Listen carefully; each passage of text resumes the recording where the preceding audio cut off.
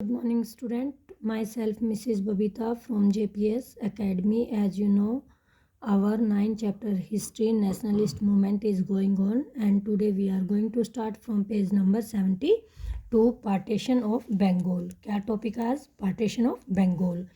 Bengal was partitioned in 1905 by Lord Curzon based on the Risley report of 1904 which stated that Bengal united is a power.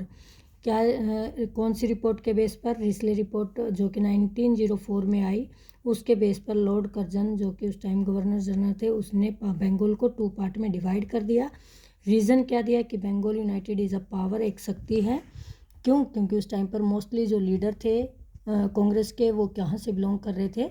Bengal से कर रहे थे. नेतृत्व जो देश का हो रहा था वो बंगाल कर रहा था, बंगाल के लीडर्स के द्वारा किया जा रहा था. Bengal divided will pull in several different way. Bengal को किस तरह से डिवाइड किया गया? कई डिफरेंट वे तरीके थे. उन्होंने पहले क्या रीज़न दिया? East Bengal was given to the Muslim. East Bengal को मुस्लिम को दे दिया और वेस्ट बंगाल हिंदूज़ को दे दिया. यानी कि जो पार्टीशन हुआ किस बेस पर हुआ? वो हुआ रिलीजियस बेस पर, धर्म के आधार पर. The reason given to the people, लेकिन लोगों को जो रीज़न कारण बताया गया वॉज दैट, वो था the partition was necessary for administrative convenience. यानी कि उन्होंने ये रीज़न दिया ब्रिटिश गवर्नमेंट ने कि बहुत लार्ज स्टेट है तो एडमिनिस्ट्रेटिव करना, प्रशासन करना डिफ़िकल्ट हो जाता है. एडमिनिस्ट्रेटिव की सुविधा के लिए, कन्वीनियंस के लिए, फैसिलिटीज़ के लिए हम बंगाल को 2 पार्ट में डिवाइड कर रहे हैं. But the real reason was because Bengal was centre of all revolutionaries activity. लेकिन मेन रीज़न क्या था? क्योंकि मैंने पहले भी बताया है कि बंगाल में जितनी भी क्रांतिकारी गतिविधियाँ होती थी उसका सेंटर क्या था? बंगाल था. और वो बंगाल को कमज़ोर करना चाहते थे, वीक करना चाहते थे, उसकी जो पॉपुलेशन उसको डिवाइड करना चाहते थे. ठीक है, इसीलिए उन्होंने बंगाल को 2 पार्ट में डिवाइड किया. The partition of Bengal created wide spread agitation among the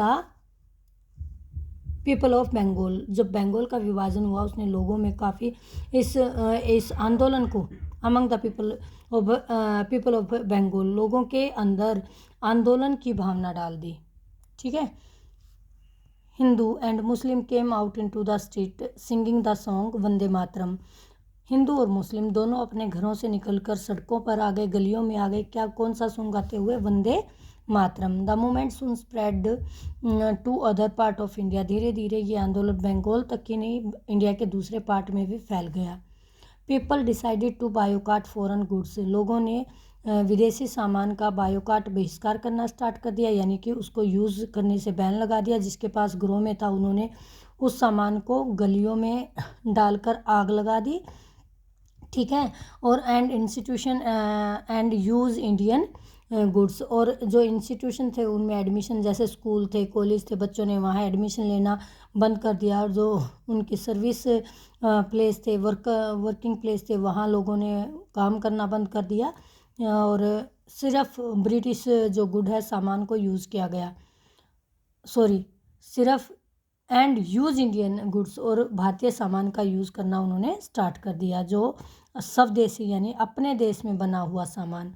दस the movement came to be called. इसीलिए इस मूवमेंट को, क्योंकि इंडियन गुड यूज़ किया जा रहा है और हम इंडियंस थे, हम स्वदेशी मीन होता अपना देश. स्वदेशी मूवमेंट चलाया गया, यानी अपने देश में बनाया गया सामान ही आप क्या करोगे? यूज़ करोगे. Success of the movement led some nationalist to advocate.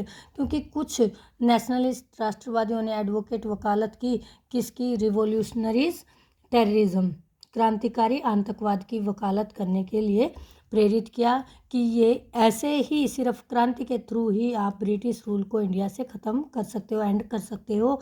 Bengal was reunited इन 1911. अब ब्रिटिश ने मूवमेंट से इतने ज़्यादा इम्पैक्ट पड़ा कि लोग बिल्कुल ब्रिटिश एडमिनिस्ट्रेशन के अगेंस्ट हो गए और दोबारा से बंगाल को अपनी, जो उन्होंने बंगाल का पार्टीशन किया था उस डिसीजन को वापस लेना पड़ा और बंगाल को दोबारा रीयूनाइट करना पड़ा. कब? 1911 में.